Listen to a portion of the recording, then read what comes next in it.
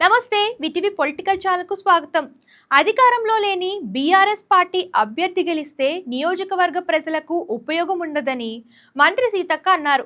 ఇవాళ ఆమె జూబ్లీహిల్స్ నియోజకవర్గ పరిధిలోని బోరబండ జ్యోతినగర్ కాలనీలో స్ట్రీట్ కార్నర్ మీటింగ్ లో పాల్గొన్నారు. ఈ సందర్భంగా సీతక్క మాట్లాడుతూ చేయి గుర్తుకు ఓటేయాలని ప్రజలకు విజ్ఞప్తి చేశారు.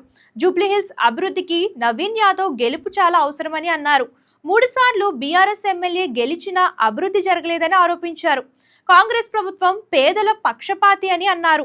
అందుచేత పేదలకు ఉచిత బియ్యం, ఉచిత రవాణా, 500కే గ్యాస్ సిలిండర్, ఉచిత విద్యుత్ ఇస్తున్నామని తెలిపారు.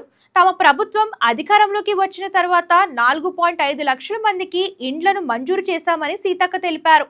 మహిళల అభివృద్ధి కోసం కాంగ్రెస్ సర్కార్ ఎంతగానో పనిచేస్తుందని మంత్రి సీతక్క అన్నారు. ప్రతి మహిళను మహిళా సంఘాల్లో చేర్చుకుంటున్నామని తెలిపారు.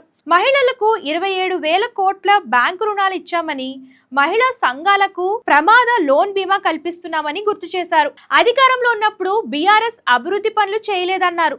పనిచేసే వ్యక్తి నవీన్ యాదవేనని, జూబ్లీహిల్స్ ఎమ్మెల్యేగా గెలిపించాలని అన్నారు. ఎన్నికల్లో నవీన్ యాదవ్ 2 సార్లు ఓడినా వెనకడుగు వేయలేదని చెప్పారు. ప్రజల కోసం నిరంతరం పనిచేస్తూనే ఉన్నాడని తెలిపారు. జూబ్లీహిల్స్ ప్రజలకు సంక్షేమ పథకాలు అందాలంటే అతన్నే గెలిపించాలని సూచించారు. ఇంతకీ ఈ జూబ్లీహిల్స్ ఉప ఎన్నికల్లో గెలుపు ఎవరిది? కామెంట్ రూపంలో తెలియజేయండి. మోర్ ఇన్ఫర్మేషన్ కోసం సబ్స్క్రైబ్ చేయడం మర్చిపోకండి.